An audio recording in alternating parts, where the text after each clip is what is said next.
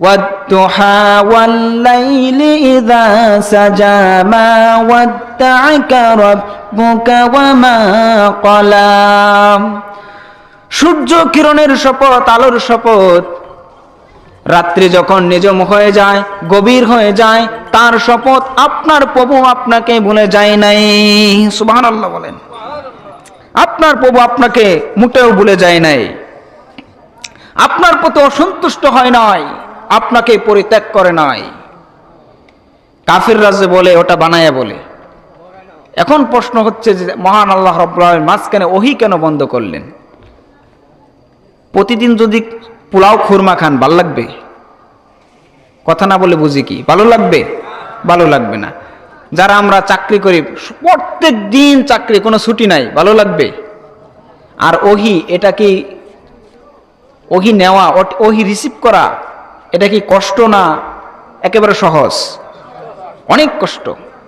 মহান আল্লাহ রাব্বুল আমিন বলছেন, ও নবী, এই ওহী যদি আপনার উপর নাজিল না করে যদি আমি পাহাড়ের উপর নাজিল করতাম, পাহাড় সঙ্গে সঙ্গে তোলার মতো উড়ে যেত,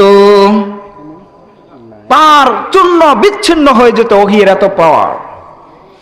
একজন সাহাবী বলছেন, নবী করিম সাল্লাল্লাহু আলাইহি ওয়াসাল্লামের সাথে আমরা হিজরত করতে লাগলাম, সফরে যাচ্ছিলাম।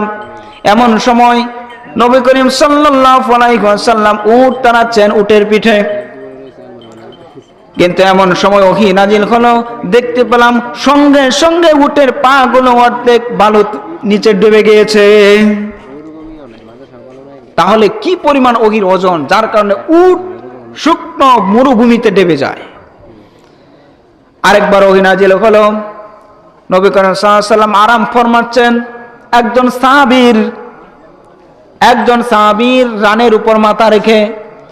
সাহাবী বর্ণনা করেন, যখন নবী করিম সাল্লাল্লাহু আলাইহি ওয়াসাল্লাম আরাম ফরমাচ্ছিলেন, আমার পায়ের উপরে, রানের উপরে মাথা রেখে খুব আমি আরামেই ছিলাম। কিন্তু যখন ওহী নাজিল হলো, আমার মনে হলো যে উহুদ পাহাড়টা আমার পায়ের উপর চড়ে বসেছে। তাহলে কি পরিমাণ ওজন।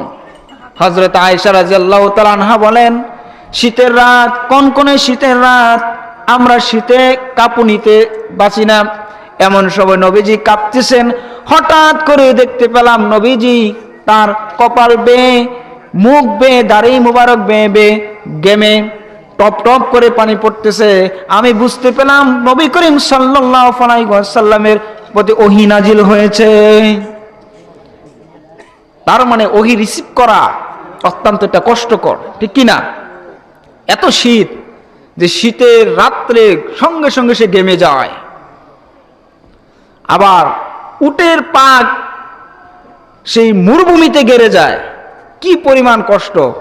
আমার আল্লাহ তাআলা এটাই বুঝাচ্ছেন, ও নবী, আপনাকে যদি আমি রেস্ট না দেই, একটু বিরতি না দেই, ওহী রিসিভ করা তো সোজাসুজি না, এটা খামখেয়ালি কথা না। ওহী রিসিভ করা তো এটা খুব কষ্টের ব্যাপার।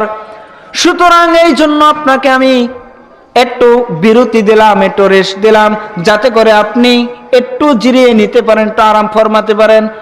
আপনি বিশ্বাস করুন, মা ওয়াদ্দা'আকা রাব্বুকা ওয়া মা ক্বালা, আপনার রব আপনার প্রতি অসন্তুষ্ট হয় নাই, আপনাকে পরিত্যাগ করে নাই, আপনাকে ভুলে যায় নাই।